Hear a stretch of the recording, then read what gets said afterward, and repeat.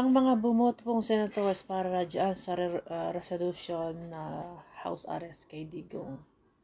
Dahil daw siya ay matanda na, nakakaawa, sakitin, hindi na nakakaalala. Nakabartolina daw ayon pa dito kay Boy Mukbang. Hindi ko alam kung kaninong chismosa niya nalaman na nakabartolina.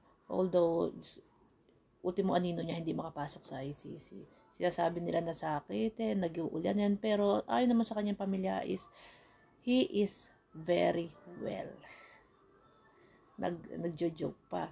At 24 oras po ang komunikasyon sa kanyang pamilya sa telepono, wala pong makakapigil. At ang kanya pong detention is parang po yan, courtyard. Pinakita na yan before, di ba, bago siya maaresto. Pinakita yung kanyang paglalagyan, 'di ba?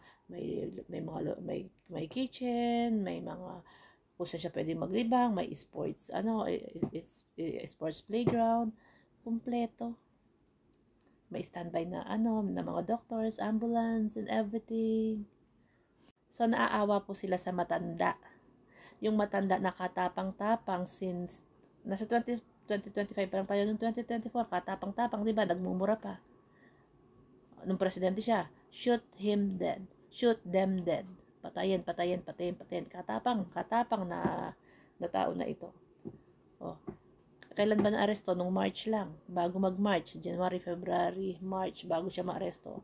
Hindi ba nasa Hong Kong? Katapang-tapang. Bangag. So, ano nangyari?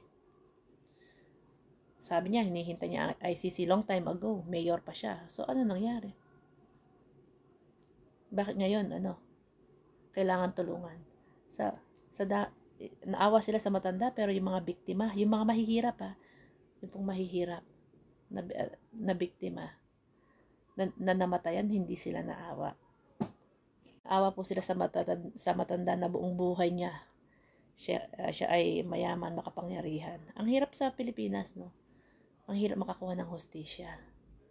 Kapag mayaman ka, makapangyarihan ka, maimpluwensya ka, ang hirap po talaga makakuha ng hustisya. Lahat pabor sa'yo kahit harap-harapan na yung ebidensya. Sabi ng anak, may gustong tumanggap na bansa. So bakit tayo ngayon ang nag-a-apply na iha-house arrest natin? Sa Pilipinas, akala ko bang may gustong bansa na tumanggap? Na gustong tumanggap kay Digong, sabi ni Inday Sayad. Yung pala tayo rin ang tatanggap. Tayo nagpatapon, tayo rin pala tatanggap. Anong kagaguhan naman yan? Oo.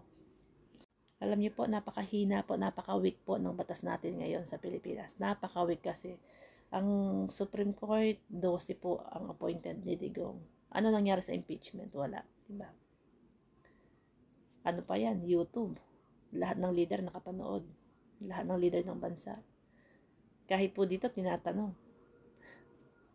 Anyway, nandiyan po naman po na ang ating mga kababayan dyan sa Pilipinas na bantay ng bayan.